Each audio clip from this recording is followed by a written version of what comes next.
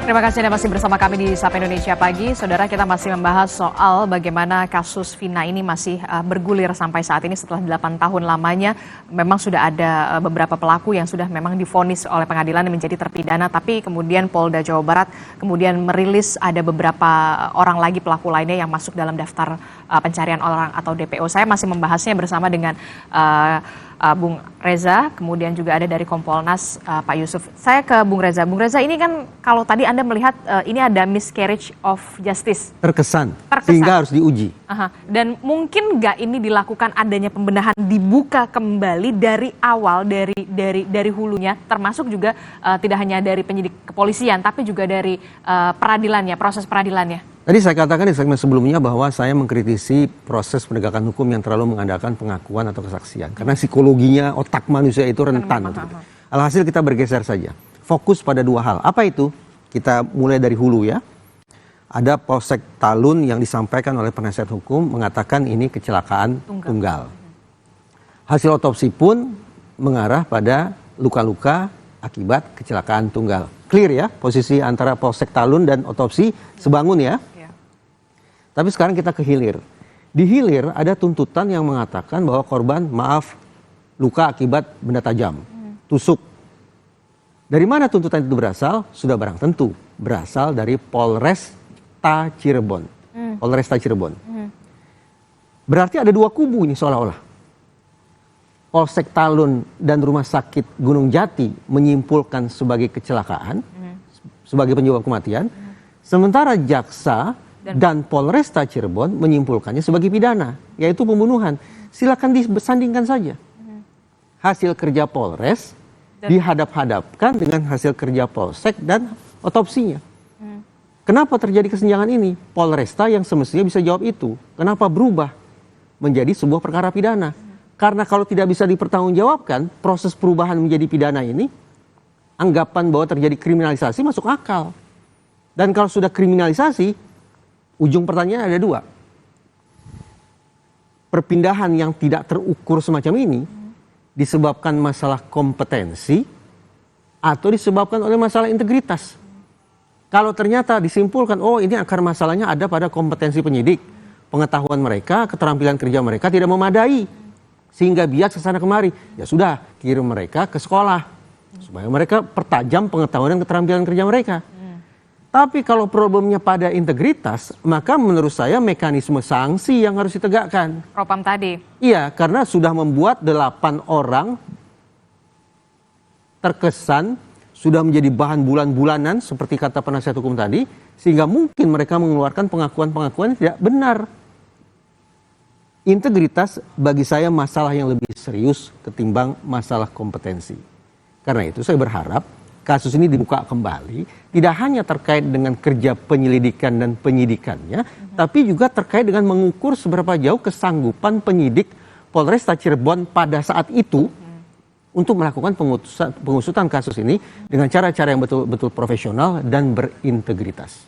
Itu yang kemudian menjadi apa ya? Bisa dikatakan desakan ya, atau dorongan publik. Karena juga yang kita juga harus perhatikan adalah bagaimana keluarga korban yang tentu saja pastinya menunggu jawaban gitu, keadilan yang memang sampai saat ini belum terjawab sepenuhnya, begitu ya. Tambah lagi ada satu ya, walaupun tidak menjadi persoalan hukum, tidak menjadi sebuah kasus hukum, tetapi kan ada sekian banyak orang yang kadung di publik dianggap sebagai pelaku ruda paksa, pelaku kejahatan seksual. Nah itu juga harus diuji, benarkah mereka sudah melakukan itu? Dari mana kata perkosaan itu muncul awalnya? Oke, Bu Titin masih mendengar suara Adisti di studio, Bu Titin? Bu Titin sepertinya masih di mute. Masih. Ya. Oke, Bu Titin. Masih mendengar. Sebentar Mbak, ini kan saya tadinya posisi di dalam rumah. Saka kan lagi tidur di rumah Mbak, tiba-tiba didatengin banyak orang, jadi saya lari keluar karena Saka lagi ada di luar. Oke. Ada Saka di sini Mbak, saya ngejar Saka karena ternyata dia keluar rumah saya. Saya di kamar saya, tadinya di dalam. Oke, baik Bu Titin, setelah kasus ini kemudian kembali mencuat, tentu publik juga Ini nak. Sebentar, sini nak. Oke, kita lanjutkan kembali Bung Reza. Ini Saka Mbak. Halo Mbak. Ya. Bisa enggak nih? Oke, saya lanjutkan Saka, lagi ini ke Saka tahu. Ini Saka. Saka ini sebagai Ini yang anak. terpidana yang Terpidana sudah anak. bebas ya?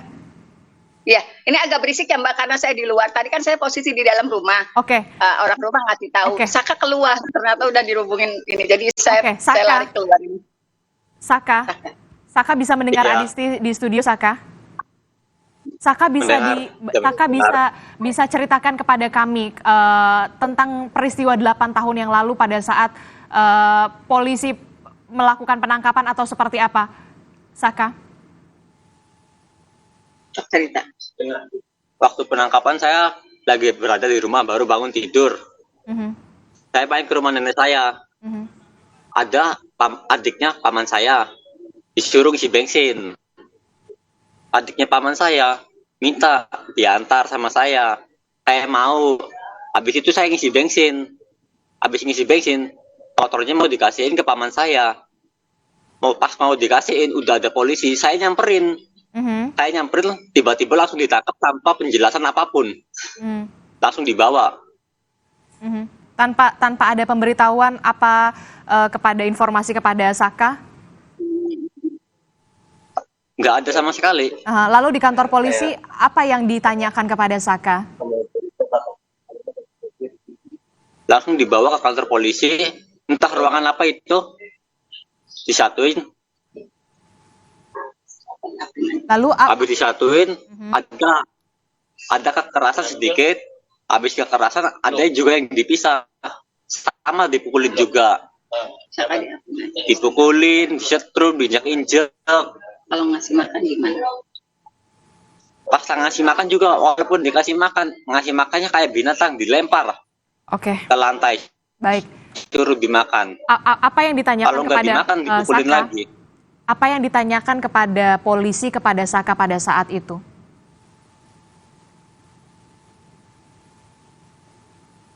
Nanyanya apa? Saka masih ingat? Hanya juga saya nggak tahu. Masalahnya juga nggak tahu. Oke, tapi apa yang ditanyakan oleh polisi Mbak, udah dulu ya Mbak, pada tangannya Saka? gemeteran Mbak. Bagaimana, Ibu? Kalau informasinya dia nggak secara spesifik apa yang dikemukakan karena dia 15 tahun Mbak, dia juga nggak paham apa sebetulnya yang ditanyakan polisi. Tiba-tiba apa?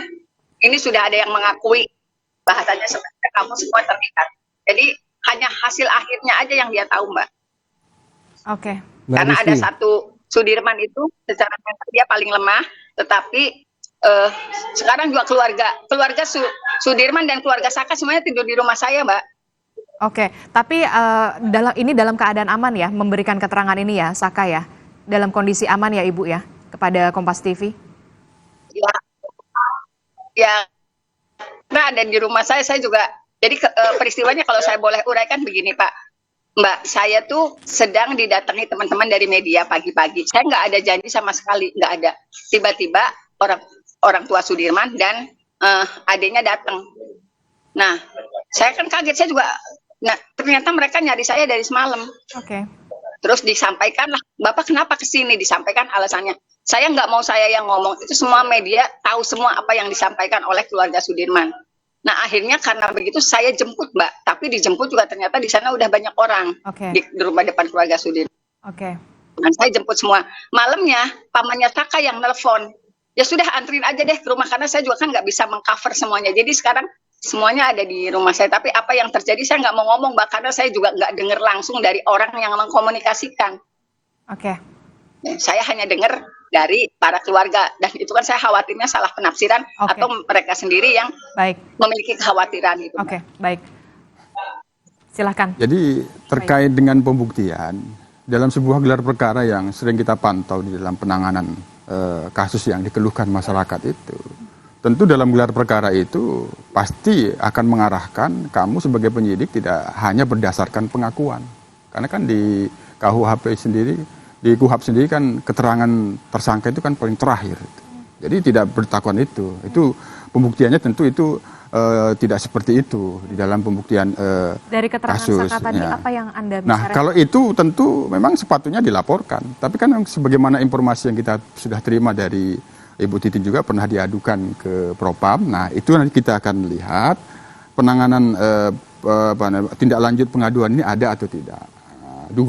Dugaan saya sementara, kalaupun ada pelanggaran disiplin atau pelanggaran kode etik terhadap personil, katakanlah yang melakukan penangkapan atau penyidik yang melakukan sidik tidak sesuai dengan SOP dan prosedur, ya itu bisa diberi sanksi, apakah diganti, kan bisa tetap berlanjut. Pidananya tidak selesai gara-gara ada proses di Propam, dia tetap berlanjut. Nah, itu kan terbukti. Nah, yang kedua, terkait dengan berkas perkara itu sendiri tidak hanya ketika sudah masuk ke pengadilan, bukan hanya berdasarkan hasil penyidikan Polri semata, tapi kerja bersama jaksa penuntut umum. Pasti ketika berkas itu dilimpahkan untuk menuju P21 itu ada petunjuk-petunjuk jaksa penuntut umum yang harus dilengkapin. Jaksa penuntut umum itu tidak dengan mudah, oh sudah kami terima, oke, saya nyatakan P21, itu impossible.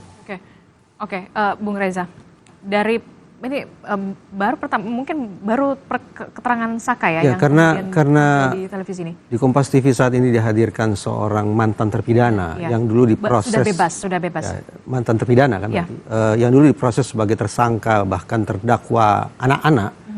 Maka menurut saya bukan hanya 3 komisi yang harus hadir dalam situasi ini. Tadi saya sebut 3 komisi itu adalah Komisi Kepolisian Nasional, Komisi Kejaksaan, dan Komisi Yudisial.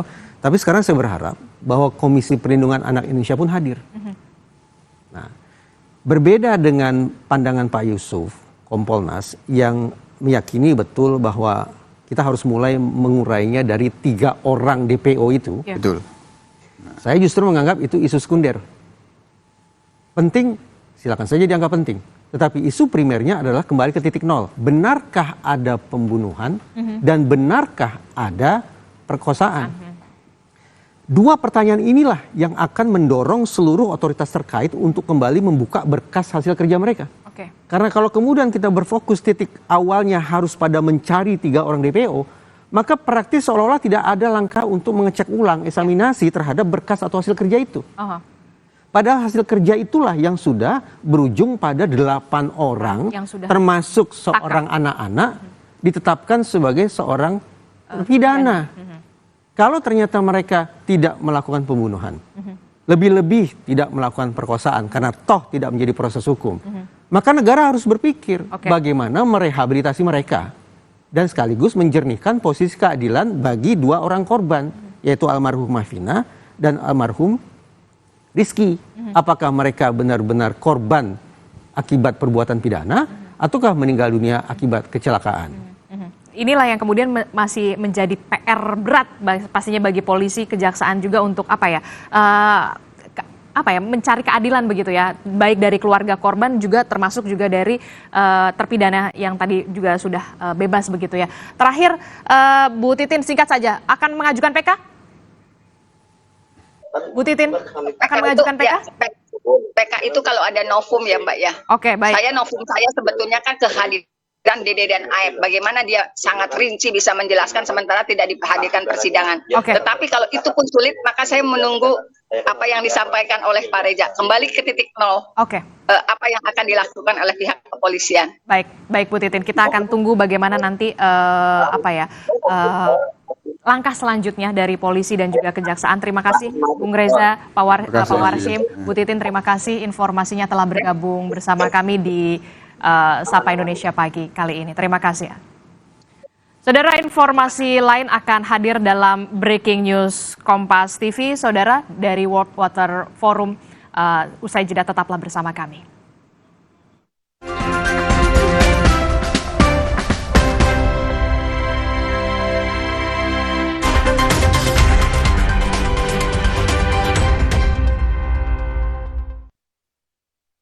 Would strongly recommend sort of a solar plus battery combination or wind plus solar can solve all of the world's energy needs by a lot.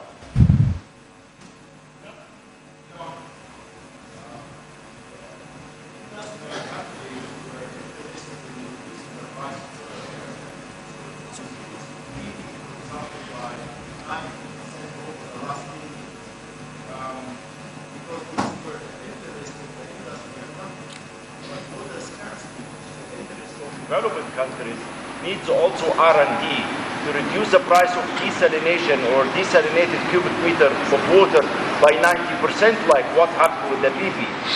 Who is going to support the R&D in this era? Not the developing countries, of course. How we are going to support the researchers? Yeah, so something I would encourage everyone in the room to look at is, and you touched on that briefly, is that the cost of solar power has dropped dramatically over the years. So if you were to say, look at the cost of solar power 5 years ago, or 10 years ago, or 20 years ago, it would have seemed cost prohibitive. But the cost of solar power today is extremely low. And the cost of batteries to store the energy has also dropped dramatically.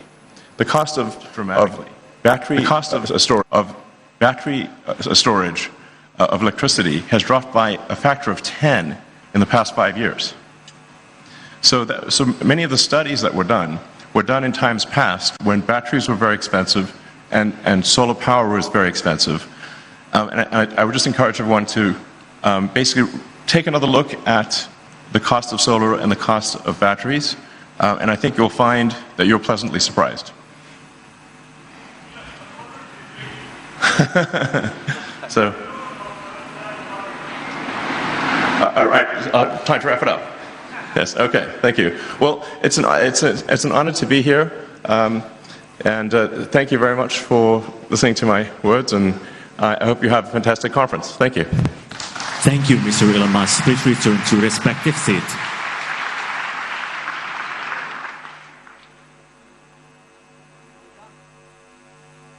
Your Majesty, Excellencies, distinguished guests, ladies and gentlemen, as we gather here at the opening ceremony of the 10th World Water Forum 2024, let us honor the memory of His Majesty, the late King Hassan II, and for his strategic vision for his country's sustainable integrated water resources management in addressing the kingdom's water security. Attributed to an individual or a group of natural or legal person, whether public or private, and integrated to reward actions that promote the protections and preservations of water resources, improvement in their management, reuse of wastewater, as well as raising awareness among the populations about water issues. This is the King Hassan II Great World Water Prize. Saudara menyaksikan Breaking News Kompas TV yang menyiarkan langsung dari gelaran World Water Forum di Bali. Baru saja tadi Elon Musk sebagai CEO SpaceX dan juga pendiri atau penemu bisnis mobil listrik Tesla memberikan sambutannya di World Water Forum Bali. Elon Musk tadi secara garis besar membahas soal pentingnya menggunakan energi cahaya matahari atau solar system energy, dan ini bisa meredusir begitu adanya polusi udara dan juga keramah lingkungan, pentingnya ramah lingkungan dalam menggunakan sarana transportasi yang saat ini berada di Indonesia. Beberapa hari yang lalu Elon Musk juga sempat berada di salah satu puskesmas di Bali untuk mengembangkan bisnisnya di Indonesia dengan meresmikan pemasangan internet Starlink. Di acara World Water Forum kali ini juga dihadiri Presiden Joko Widodo yang juga melakukan sejumlah pertemuan bilateral di sela-sela KTT itu. Selain pebisnis dari Amerika Serikat Elon Musk, ada juga beberapa perwakilan negara sahabat yang hadir di World Water Forum ke-10 ini.